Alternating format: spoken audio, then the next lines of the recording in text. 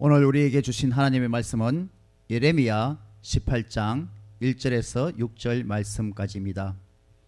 저와 여러분이 한 절씩 교도하겠습니다. 여호와께로부터 예레미야에게 임한 말씀에 이르시되 너는 일어나 토기장이의 집으로 내려가라.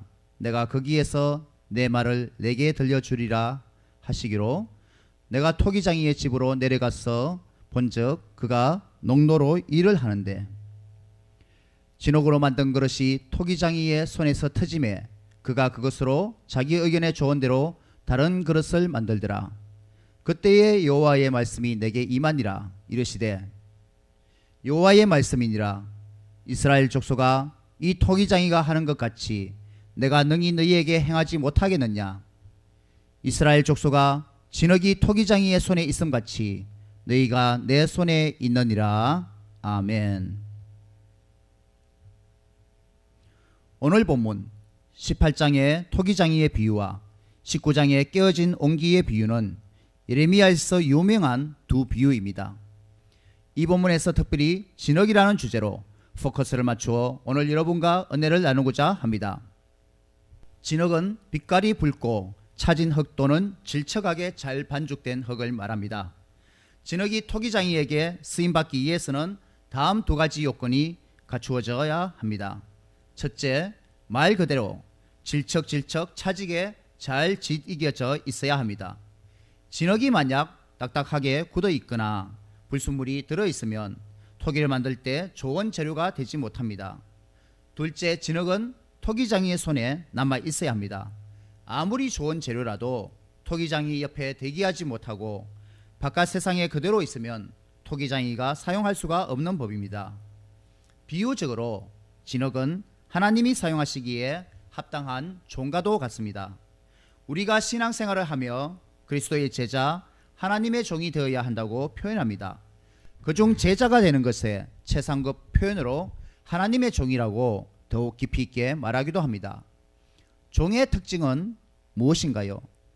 종이나 노예를 가리키는 구약의 가장 보편적인 단어는 히브리어에서 에베드, 신약 헬라어에서는 둘로스입니다. 곧 종은 한 주인에게 순종을 다할 의무를 지닌 남자나 여자를 지칭하는 말입니다. 성경시대의 그 종은 주인의 재산이며 주인의 재량권 아래에 전적으로 놓여 있다는 점에서 노예라고 할 수 있습니다. 노예는 자기의 것을 주인에게 주장하지 않습니다. 자기의 생각이나 방법을 고집부리거나 자기의 소유를 주장하지 않으며 일하는 시간도 모두 다 주인에게 예속되어 있습니다. 종이 해야 할 일은 진흙처럼 주인이 쓰시기에 합당하게 준비되는 것입니다. 진흙이 딱딱하면 안 되듯이 종이 하나님의 말씀에 열려있지 못하고 고집부리고 마음이 완고하여 굳어버리면 그 사람은 종으로서 제자가 지내야 할 자세에 합당하지 못합니다. 종은 바깥 세상에 이탈해서도 안 됩니다. 주인이 부르면 언제든지 수행할 수 있게 주인이 주신 집안에서 항상 함께 거해야 합니다. 진흙이 토기장이의 손에 남아있어야 함과 같은 원리입니다. 예수님의 제자들이 이 진흙과 비교해 볼 때 닮은 점이 있을까요? 어떻게 보면 제자들은 그저 평범한 정도가 아니라 결함을 가진 사람들이었습니다.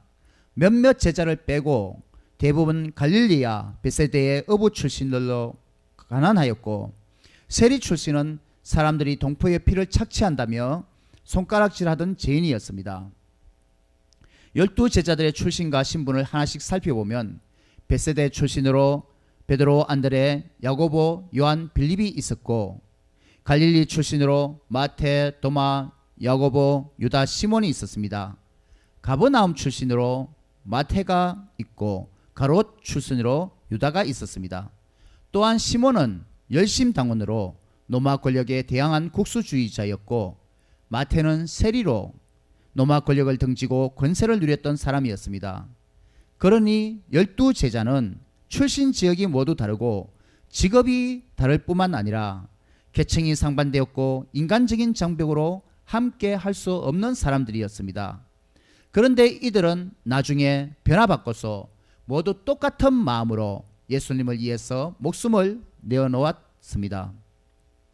처음에 제자들의 상태는 갈릴리의 거센 폭풍우를 보고도 대단히 무서워했는데, 세상의 어부 출신이 뱃사람이 폭풍우와 바다를 두려워하면 어떻게 되겠습니까? 의사가 병을 옮길까봐 무서워서 병원에 출근하지 않고 환자 보기를 두려워하면 말이 되겠습니까? 그것은 직업의식, 프로정신이 투철하지 못하다는 증거입니다. 주님께서 제자들에게 기도하라 했더니 기도하기보다 금세 잠이 들어버릴 정도로 의지가 굳지 못했고, 3년 동안 주님을 따라다니며 훈련 받았지만 주님이 잡히실 때 금방 배반하고 뿔뿔이 흩어진 나약한 사람들이었습니다. 그럼에도 불구하고 우리 주님은 그런 사람들을 들어서 사용하셨습니다. 무엇 때문입니까? 한 가지로 제자들의 특징은 그들이 진흙과 같은 사람들이었습니다. 진덕진덕 찾아서 주무르면 무엇이든지 빚을 수 있는 흙, 토기장이가 제일 다루기 쉬운 흙이 바로 진흙 상태의 흙입니다. 최상급이라고 하기에는 결함이 있지만 만지는 대로 변화될 수 있는 큰 장점이 있는 사람, 예수님의 제자들에게는 공통점으로 배우겠다는 겸손함이 있었습니다. 사랑하는 성도님 여러분, 무엇보다 진흙과 같이 겸손한 자들이 되시기를 바랍니다. 종이 되려면, 하나님께 쓰임받고자 한다면 겸손이 제일 먼저입니다. 그래야 주인 쓰시기에 합당한 도구이지요. 토기장이가 진흙을 빚듯이 하나님의 형상을 만들기에 합당한 것입니다. 원래 우리 사람 자체가 하나님이 창조하실 때에 흙으로부터 창조되었습니다. 그런데 한 가지 차이는 말라서 딱딱한 흙이 아니라 물기가 촉촉한 진흙이야 합니다. 물기가 촉촉한 물, 여기서 물은 생수의 강, 하나님의 은혜입니다. 메말라 버린 사람이 하나님의 은혜로 촉촉이 젖어야 사용하기에 좋은 부드러운 진흙이 되는 것입니다. 그러면 나 자신의 경우는 어떤가 하는 것입니다. 혹시 내가 가진 결함 때문에 실망했던 적이 있으신지요?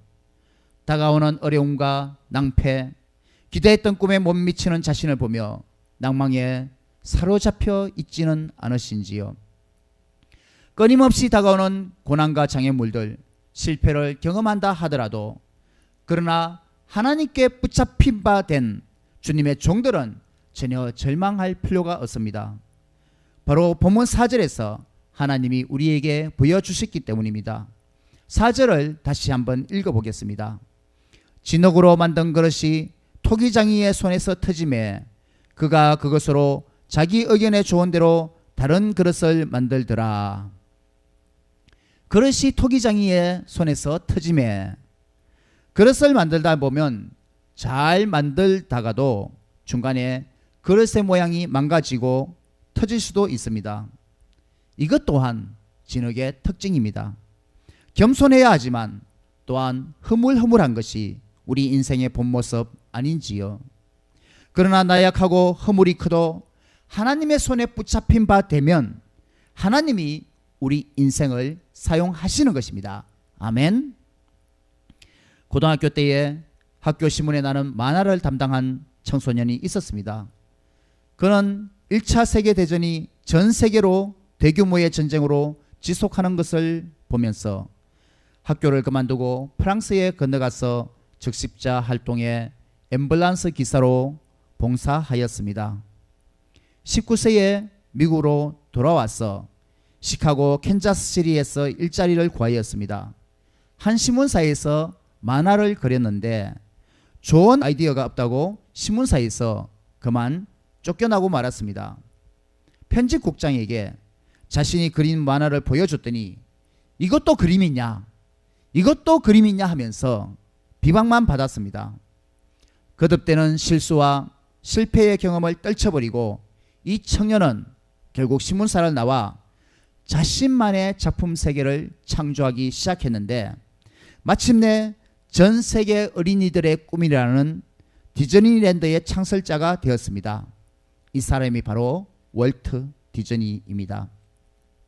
만약 디즈니가 신문사에서 쫓겨나지 않았더라면 어떻게 되었을까요?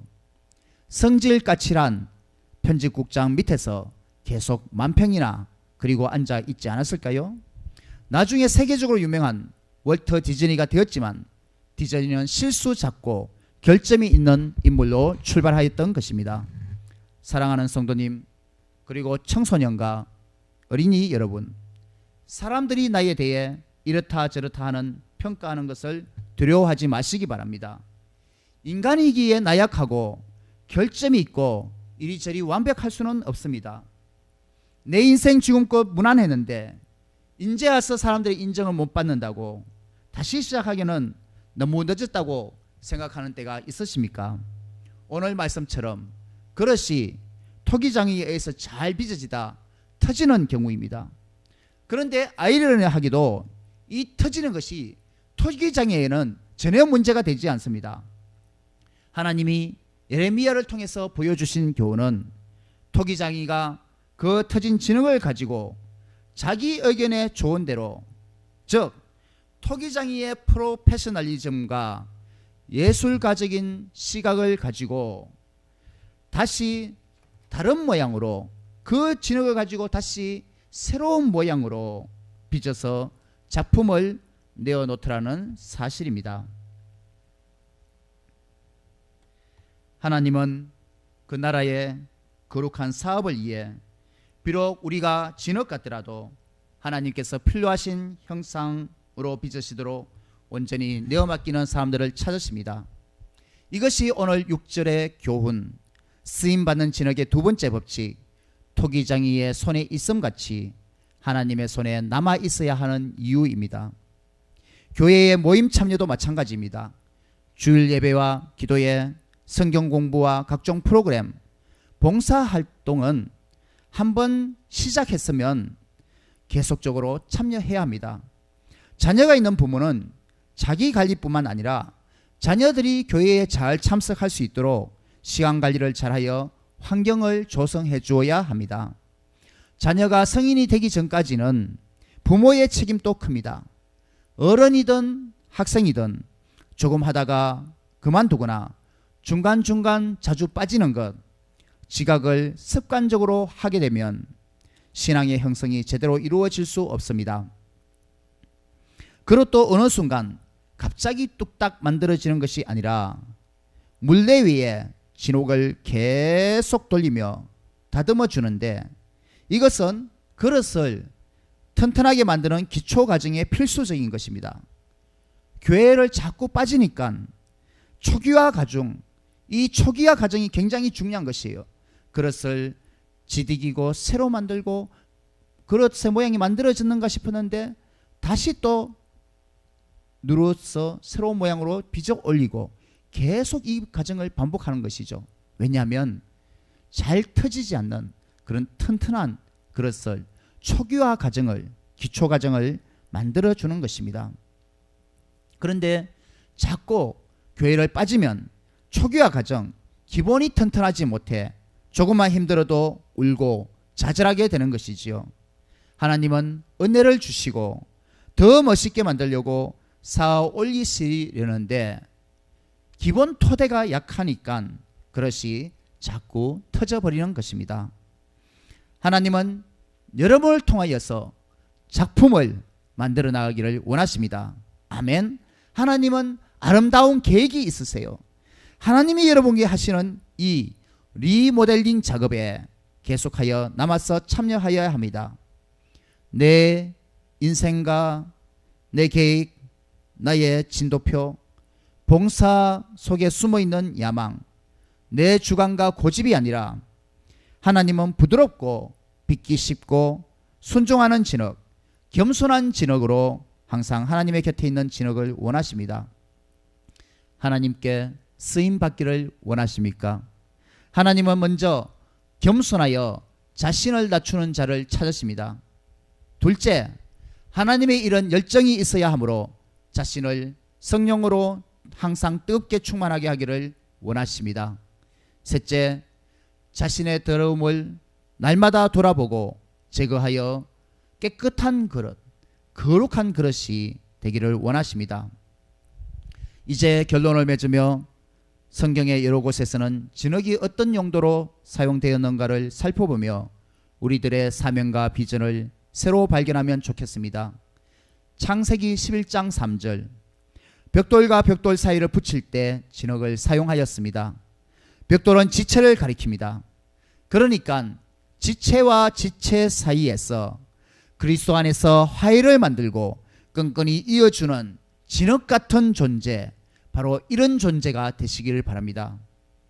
열왕기상 7장 46절에는 놋 성전 기구를 만드는 틀의 재료로 사용하였습니다.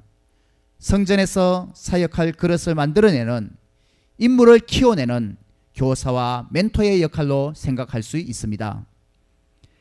예레미야서에서는 본문과 같이 토기장이가 그릇을 만들 때 부드러워 주인이 사용하시기에 합당한 겸손한 재료입니다. 네 번째, 나훔서 3장 14절에는 벽돌이나 가마를 수리할 때 요긴하게 이용하였습니다. 사람의 얼굴도 이 진흙이 들어가면 송산된 얼굴을 수리하는 데 효과가 좋습니다. 머드팩이 피부 미용에 좋다고 진흙이 아주 귀하게 대우를 받고 있습니다. 우리들도 하나님 나라의 거룩한 성전의 그릇으로 또한 벽돌과 가마를 수리하듯 상처받은 지체의 마음을 위로하고 수리해주는 귀한 도구가 되기를 주님의 이름으로 부탁드립니다. 예수님께서는 날 때부터 소경된 자를 고치실 때 진흙을 그의 눈에 발라 고쳐주셨습니다. 너희 중에 병든 자가 있느냐? 저는 교회의 장로들을 청할 것이요 그들은 주의 이름으로 기름을 바르며 위하여 기도할지니라. 야고보의 권면은 병든 자를 위하여 기도해주고 하나님의 능력을 움직이도록 역사하는 힘이 많은 하나님 나라의 동력자에게 그리하도록 부탁한 것입니다. 이것은 우리가 기도의 진흙을 발라주는 중보자의 역할로 그 역할을 기히 사용할 수 있을 것입니다. 사랑하는 성도님과 학생 여러분, 오늘 메시지 진흙의 교훈처럼 부드럽고 겸손하여 그 어떤 용도로 사용하더라도 합당한 재료, 주님의 손에 항상 남아있어 우리의 주인이신 하나님이 쓰시기에 가장 좋은 진흙과 같은 존재가 다 되시기를 주님의 이름으로 부탁드립니다. 기도하겠습니다. 사랑의 하나님 아버지, 감사합니다. 주님께서 나의 인생 지금껏 지켜주시는 데 감사합니다. 하나님, 나의 인생에서 정말 진흙과 같이 잘 빚어 올려지다가 터져버린 그런 실패한 경험이 있습니까? 그리고 너무나도 좌절하여서 다시 희망이 없다고 생각할 때가 있습니까? 주님, 불쌍히 여겨 주시옵소서. 예레미야에게 보여주신 환상, 바로 이 토기장이가 진흙을, 그릇이 비록 터졌지만 새로운 모양으로 만들어내시는 그 하나님의 원대한 계획을 우리가 알게 하여 주시옵소서. 그래서 내가 하나님 손에 남아있고 하나님 손에 붙잡힌 바 되면 하나님께서 언제든지 나를 사용하실 수 있다. 주님의 손에 기에 사용되는 부드럽고 겸손한 진흙과 같은 존재가 다 되게 하여 주시옵소서. 주님, 모임을, 성경 공부, 하나님의 말씀, 또 하나님께 예배하고 기도하는 것을 게을리 하지 않게 하여 주시옵시고 항상 끝까지 주님 오시는 날까지 계속하여서 이 진흙의 토대가, 이 그릇의 기초가 든든한, 그래서 견실한 그릇이 다 되는 귀한 사람들이 되게 하여 주시옵소서. 감사드리며 거룩하신 예수님 이름으로 기도합나이다. 아멘. 예, 이제 우리 찬양을 부르며 준비하신 예물 하나님께 드리겠습니다.